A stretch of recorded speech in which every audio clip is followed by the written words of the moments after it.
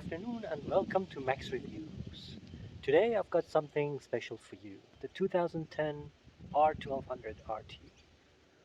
So let's go around the bike, have a look at the features, some specs, and then we will go for a test ride, so stay tuned. 2010 R1200-RT BMW Boxer Twin 1200. The driveway is now 229. This is different than 2009 with overhead cam shaft design of the engine and cylinders. This is a bit different, makes a bit more torque than the previous gen, let's say 2005 to 2009, and it has a bit more extra. So as you can notice, the switch gears and the reservoir for the clutch and brakes are different now. These are now rubber mounted, comparing to the steel heavy ones of 2005 to 2009 version. Also, there is a little knob here that controls the audio system as well. The switch gear, as you can see, this has now the normal way of indicating, not just having one on the right hand side and one on the left hand side and the cancel being on the right hand side. So it's not like that anymore. This bike has the ESA option, cruise control as usual, info button, the horn button is here, and the kill switch integrated with the start button. This switch is for the seat warmer as well as the grip warmer.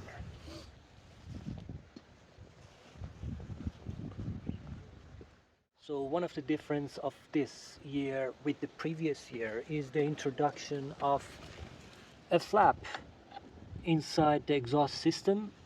As you can see over here, it makes a bit of better noise than the previous, let's say, generation or year. So over here, instead the CD player or MP3 player, you will have a plug like this to use for 3.5mm auxiliary or a USB player you can connect to, or even iPod. So this is a pretty good option in terms of audio. There's a little change here which I love to show you how it works.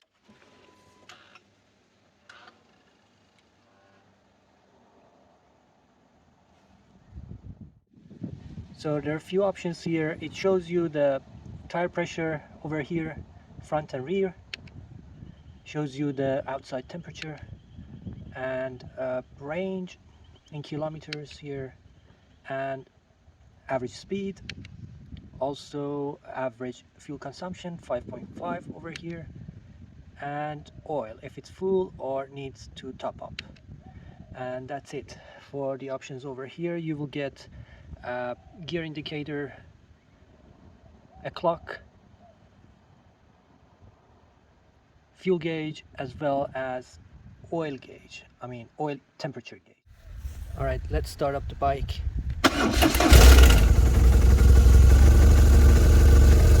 It was a bit of rough start because this bike just started after a week, so it was a cold start somehow. And in terms of ESA, which is this button over here, you will get normal, sport, comfort. Up over there, that shows you your brake failure, and it's only because ABS is not functioning. As soon as I ride the bike, those two lights will disappear.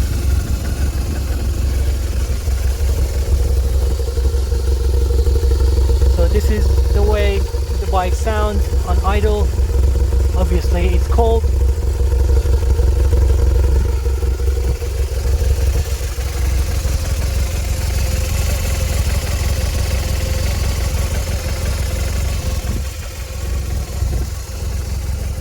In Australia, headlights are always on and you only have to choose between high beam and low beam.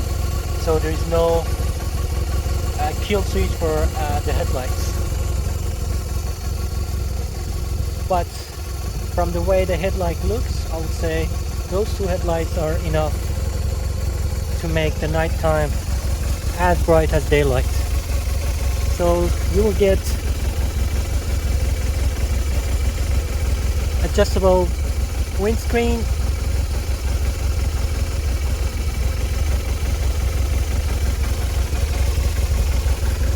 the mirrors, which are not the best because you will see somehow a part of your hands and handlebars as well. You will get 2 seat positions. This is the lower position of the seat. This is adjustable. You will get the heated seats, 2 panniers.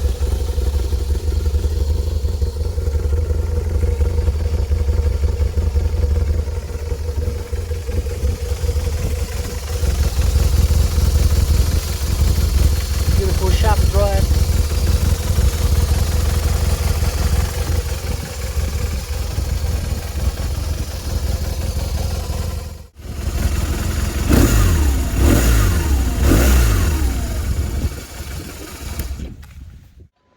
Okay, let's have a look at the radio. We're here, the switches are here on. So you will get radio,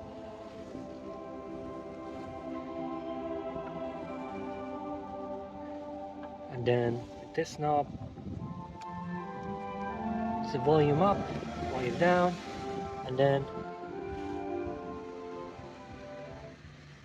as well next station, as quite a bit of and then shop with. previous station, and then you get different modes and sources.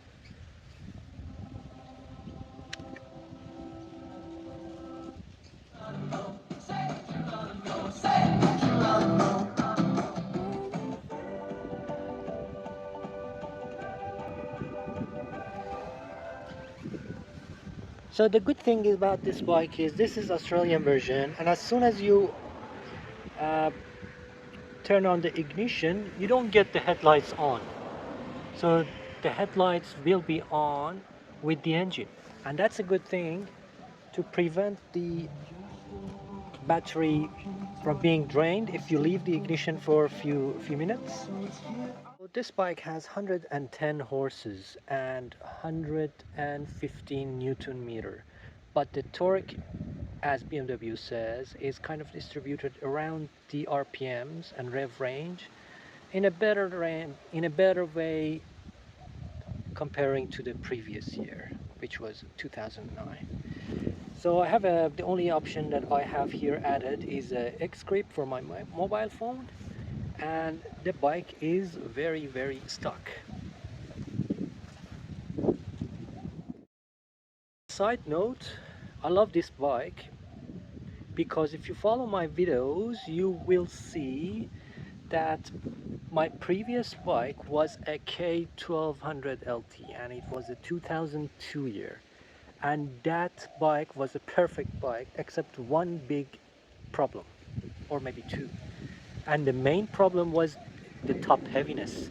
This bike over here weighs around 229 kilo dry, and with everything, fuel and oil, it will be less than 259 kilo.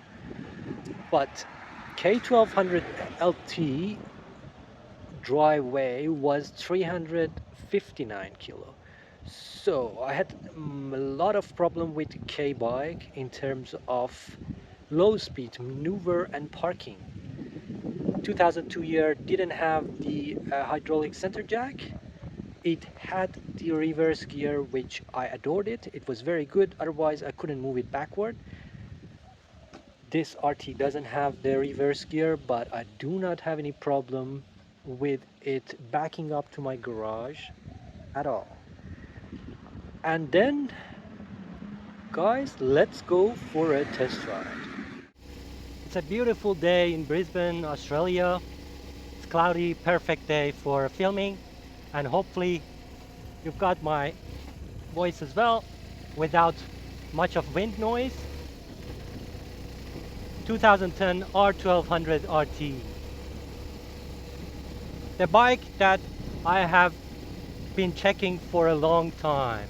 As I said before, I had the K bike K1200-RT 2002, which I was not very confident riding on low speeds and city maneuvers because of top heaviness, but this one especially feels very much at home. The first time you hop on it, it's a beautiful bike. The first thing you notice is that the first gear is a long one.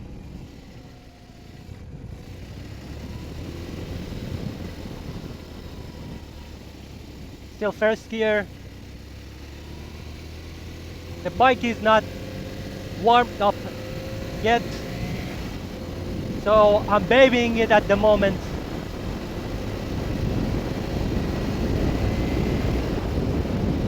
.3,000 RPM, and the bike feels so smooth.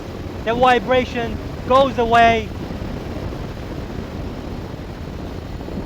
and it's lovely to ride.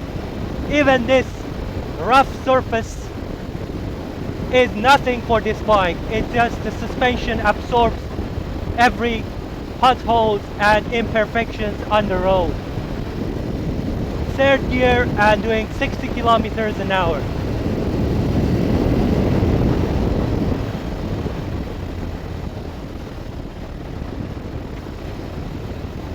%30 of throttle on third gear, and the bike has so much torque.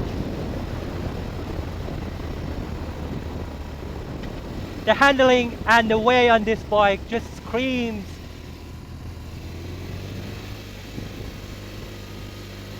It loves to lay around.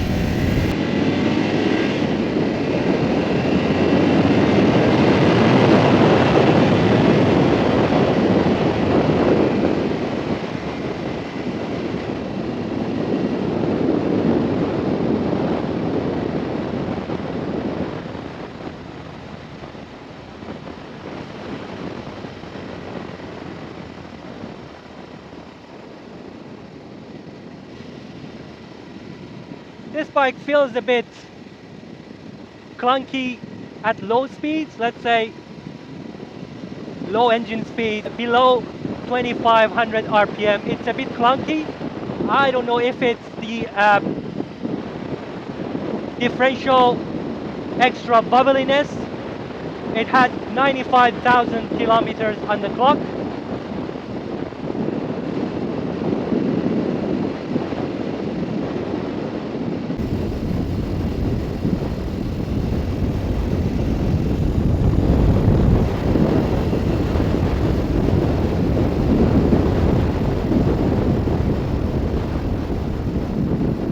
This engine really loves to rev above 3000 RPM. It just comes alive after 3000 RPM.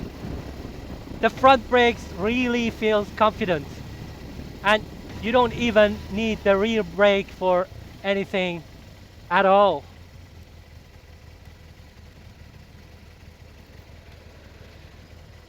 When you stop, it trembles a little bit, just the regular character of RT. So the handlebar still vibrates a bit, not much. It's not annoying, but comparing to a four-cylinder, the handlebar shakes.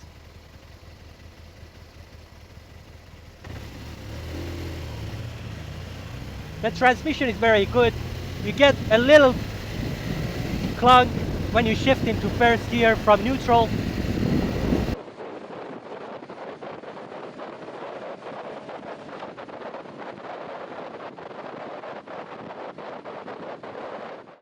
The seat is very comfortable. The riding position is good.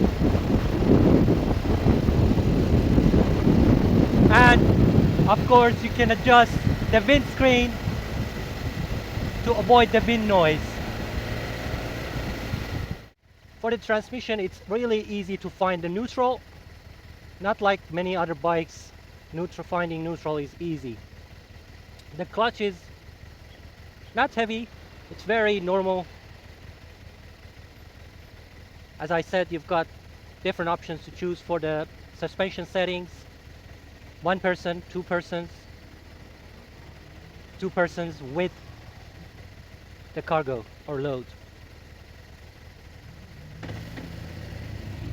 The only thing on this bike that is not perfect are the mirrors. With the info button, you have the option to choose to see different information, just like average speed, average fuel consumption, the oil level, the pressure, the tire pressure, front and rear, the temperature, outside temperature, of course. Even riding off, trying to accelerate on third gear is a breeze. This bike has lots of torque to handle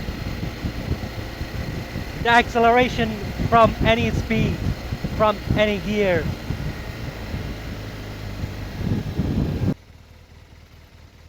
Coming to stop is way easier than the K bike. Whenever I wanted to come to a stop behind the traffic light on the K bike, it was so heavy, especially with two riders. It was a bit stressful, but on this bike, it's just like a normal sports bike. And this is a lovely feeling. This makes you to take the bike out of the garage more often than the K bike.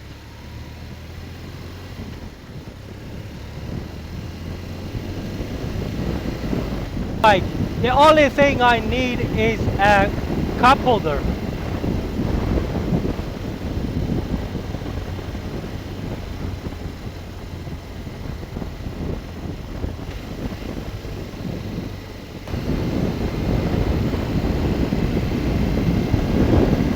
Getting into highway and the highway speed of 100 kilometers an hour.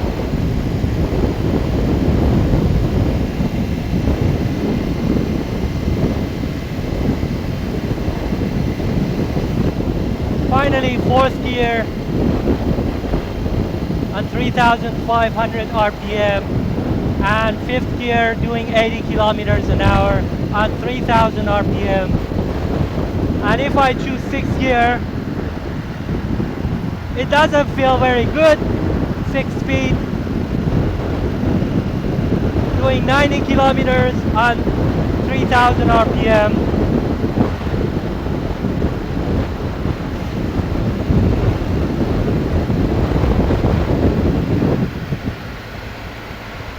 Cancelling all the wind noise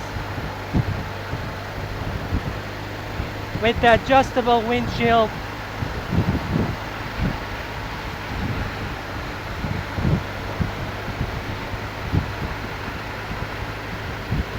The second problem that this bike has is the lateral wind movements.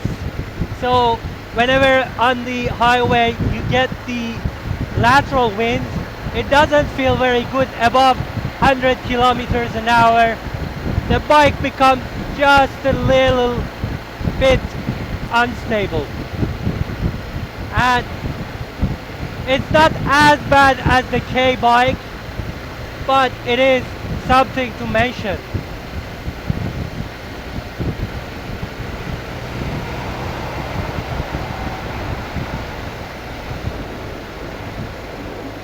So 100 kilometers an hour is achievable on 3,000 RPM in sixth gear. And then if you want to drop speed, you have to drop gear too. Because this engine is so heavy. This one is the first engine for the RT that has overhead dual camshafts.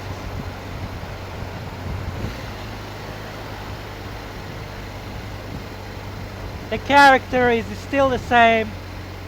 The bike is torquey. I love the noise. The noise is not as bad as the previous generation, 2009 and before. It's not annoying. I like it. With the panniers, of course, this bike has a kind of bits that you better not to do, you know, the kind of maneuver you would do on a sport bike or a narrow air bike. I'm talking about the kind of lane filtering or things like that. I'm not into those stuff because Brisbane, thankfully, is a not a very busy, crowded kind of traffic-wise city. The only thing that I mentioned I have on this bike is this X-Grip phone holder, and that's all. I get a little vibration on the mirrors. That's negligible on idle. All in all, I love the way this bike looks and rides. The only downside that I mentioned was the lateral wind and the mirrors. If you're after a perfect cruiser,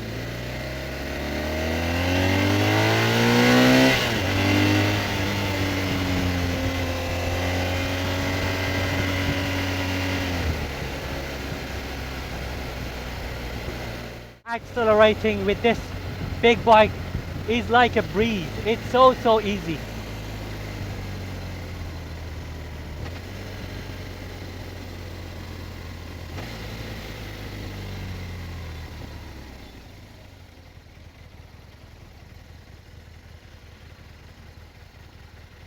The only thing on this bike that is different from K in terms of engine is I always find myself to drop a gear or two because of the tall gearing on this transmission or bike, or the engine character that has less torque, let's say, comparing to a K bike. Or is it the way I feel? The engine is so revvy, it really likes to rev, although the red line is on 8,500 RPM and even 500 RPMs more than the previous generation, 2009-ish. It likes to really rev. Everything in terms of suspension is really good. The telelever, the rear springs, everything really gives you the confidence to ride this bike the way you like. So I'm at the gas station and my fuel gauge was showing half empty, and I was able to fill 12 liters inside the tank. So I would say that fuel gauge is very precise. I can't feel much of the heat coming out of the fairing either, so this is a very good plus. On the K in the traffic, when the fans comes on, you get that kind of heat coming out of the fairing. Not severe kind of heat, but still there. But on this bike, you don't feel the heat coming out of the oil cooler. The wind protection on this bike is really good as well. On the higher setting, you don't get any wind at all, and the wind crosses above your helmet. In terms of cargo load and the panniers, this bike is perfect. It has more space comparing to a K inside the panniers and in the top box, as this one doesn't have the DVD or the CD changer inside the pannier, so much more space, and the panniers are less narrow comparing to K bike, so you can fit more stuff in there. This bike really oozes confidence in low speed, just like 40, 50, 30 kilometers. It's a breeze to ride this bike and it's so enjoyable. Maneuvering on this bike is easy, even on first gear. Under 2000 RPM it's a bit clunky, but I'll keep it above 2000 RPM on first gear, and that's okay. You can't expect to have the most, practical bike for the city driving and the maneuvers and the perfect, and at the same time be the perfect bike on the highway and long journeys as well. So there's always a bit of compromise. I really recommend this bike to anyone who just wants to do the touring or long journey trips. This bike is a perfect bike. Make sure you get the 2010 and above. These are still considered to be oil heads, so they only have the oil radiator, oil cooler, and not the water cooled ones. From 2014 and above, this bike, the engine completely changed to a water cooled bike.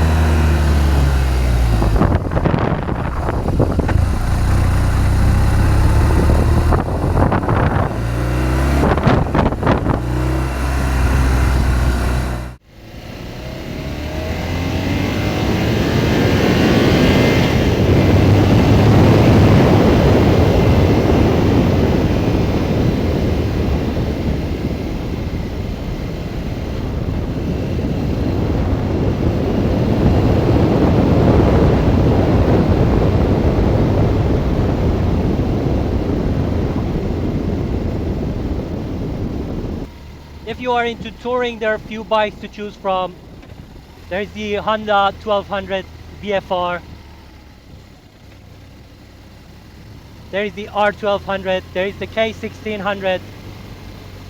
Also, there is the Triumph Trophy. There is the Yamaha FJR 1300, which is on the sporty side and probably heavier.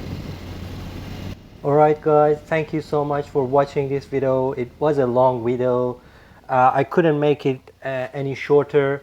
Thanks for watching, and I hope you be lucky in your chase of buying an RT, or if you would like to choose between these, or if you have it already. Good luck on riding this bike, and enjoy it as much as you can. Thank you again, and please make sure you like and subscribe. Have a good day, and bye.